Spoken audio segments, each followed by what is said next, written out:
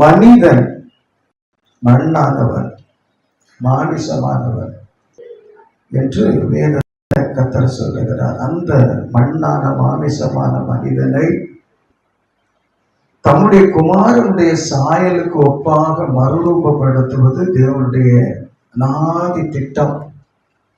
தேவனுடைய அநாதி திட்டம் அது.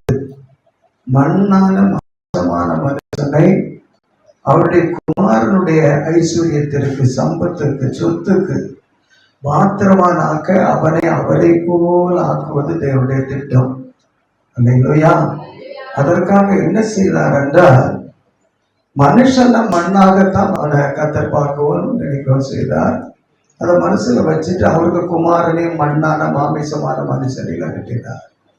மனுஷனை மகிமைப்படுத்த, மறுரூபப்படுத்த கர்த்தர் அவருடைய குமாரனை அப்படியே அந்த மண்ணான மாமிசமான மனுஷனுக்குள்ளேயே அனுப்பினார். அல்லேலூயா. மண்ணான மாமிசமான மனுஷன் திரும்ப மண்ணுக்கே போக தன்மையுள்ள மனுஷன். மண்ணாய் இருக்கிறாய், மீண்டும் மண்ணுக்கே திரும்புவாய் என்று சொன்ன அந்த மனுஷனை, அந்த மண்ணுக்கு எடுத்த மாமிசத்துக்கு எடுத்த பிசாசின் கிரியைகளை கொண்ட அந்த மனுஷனுடைய பிசாசின், அவனுக்குள்ள இந்த பிசாசின் கிரியைகளை அழிக்க தம்முடைய குமாரனை அதே மாமிசத்தில் அதே மண்ணுக்குள் அனுப்பி அவரை மாமிசத்தையும் மண்ணையும் எல்லாவற்றையும் உலகத்தையும் முகத்தையும் எல்லாவற்றையும் ஜெயிக்கும்படியாக செய்து அவரை மகிமைப்படுத்தினார். அல்லேலூயா. இயேசுவை என்ன செய்தார்? மகிமைப்படுத்தினார். அந்த இயேசுவை பரலோகத்திற்கு கொண்டு போய் சென்றார். அந்த இடத்துல கர்த்தர் அவரை மனுஷகுமாரன் என்றே அறிக்கை பண்ணினார். உலகத்துல இயேசுவை மனுஷர்கள் மனுஷர் என்று சொல்லும் போது, மரியாளுக்கு மகன் அல்லவா, யோசேப்புக்கு பிறந்தவன் அல்லவா என்றெல்லாம் அவங்க சொல்லும் போது, இவர் என்னுடைய நேசகுமாரன் என்று அடையாளப்படுத்தின தெய்வம் இன்னொரு காலத்துல அவரை மனுஷகுமாரன் என்றே சொன்னார்.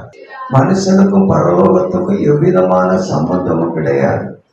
அவன் என்றைக்கு தேவ கோபத்துக்கு ஆளாகி சபிக்கப்பட்டானோ, ஒரு பாட்டு, பேதமையாய் நாங்களதை விட்டதற்கு அம்மே, ஆதிமலை எங்களுக்கோ ஏதேன் மலை அம்மே, ஆண்டவனார் எம்மையங்கு அமைத்த மலை அம்மே, சாதனையாய் பெய் பிறகு கெடுத்த மலை அம்மே, தற்பரனார் எம்மையங்கே சபித்த மலை அம்மே, பேதமையாய் நாங்கள் அதை விட்டதற்கு அம்மே, பெத்லகேம் எங்களுக்கு ஒரு பெரிய மலை அம்மே. அல்லேலூயா. பேதமையாய் நம்ம அதை என்ன செய்தோமா, சாதனையாய் சவாலா பிசாசு நம்மை கெடுத்து போட்டாங்க, இருக்க விடாம. அதனால சபித்த தெய்வம் நம்ம எங்க அனுப்பினார்? பூமிக்கு தள்ளினார். இந்த பூமி தான் உன்னுடைய மாமிச தன்மைக்கும் மாமிசமான மண்ணான தன்மைக்கும் ஏற்ற இடம் என்று அனுப்பினார். இது இன்னும் நம்மள அதிக பேருக்கு என்ன செய்யாது, தெரியாது. நீ அவர் மண்ணு மாமிசம் சொல்லி தள்ளுனா, நாங்க மண் அல்ல, மாமிசம் அல்ல, நாங்க உடைய குமார குப்பா மகிமையடையவர்கள், மண்ணு வேண்டாம் மாமிசம் வேண்டாம் என்று சொல்வதற்கு பதிலாக இந்த மண்ணில் இருக்கிற மேற்பார்வைகள் எல்லாம் கமந்து கமந்து விழுந்து சேர்த்து எனக்கு இவ்வளவு இருக்குது, எனக்கு இவ்வளவு இருக்குது, எனக்கு இவ்வளவு இருக்குன்னு பெருமைப்படுவதற்கு மனுஷன் வஞ்சிக்கப்பட்டு போயிருக்கிறான். இல்லையா? நம்ம என்ன சொல்லணுமா? நேர்படி நாங்க மண் இல்ல, மனுஷ மாமிசம் இல்ல, மண்ணுக்குரியவர்கள் அல்ல, நாங்க மகிமை அடைந்து எங்க போகிறவர்கள்.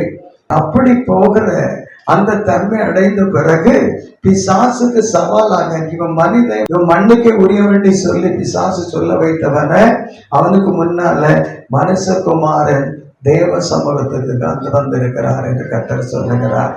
மேகங்கள் நடுவே என்ன செய்தார்? நீண்ட ஆயுசு உள்ளவர் இருக்கிற இடம் மட்டும் கொண்டு வரப்பட்டார் என்று தானியேல் 7:13 எழுதப்பட்டிருக்கிறது. நம்மை அந்த ஸ்தானத்துக்கு கொண்டு போகிறது சேலஞ்ச். மனுஷனை மண்ணாக்கி மண்ணுக்கே உரியவனாக்குகிறது பிசாசுடைய சேலஞ்ச். கர்த்தர் எத்தனை பேரை முன்குறித்தார், அத்தனை பேரை என்ன செய்தார்? அழைத்தார். எத்தனை பேரை அழைத்தாரோ அத்தனை பேரையும், எத்தனை பேரை அழைத்தாரோ நீதிமான்களாக்கினாரோ அத்தனை பேர் என்ன செய்தார்?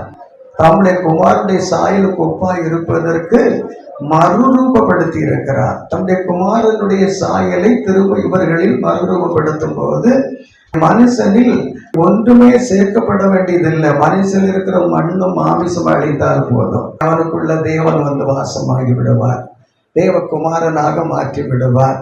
அந்த பரலோகம் என்கிற அந்த சொத்து அவருடைய குமாரனுக்குரியது. அவருடைய குமாரனுடைய ஜீவனை பெற்று அந்த ஜீவனால உலகத்தை மாமிசத்தை அழித்தவர்கள் அத்தனை பேரும் அவருடைய குமாரனாக்கப்பட்டு அவரை தரிசித்து பரலோகத்துக்கு போகிறார்கள். அல்லேலூயா.